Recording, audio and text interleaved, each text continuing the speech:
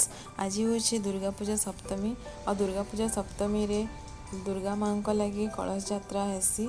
तो कलश यात्रा आपण मैंने देखिपारे जनता वीडियो क्लिप रे आमर घर सामने कलश यात्रा नहीं के जासन।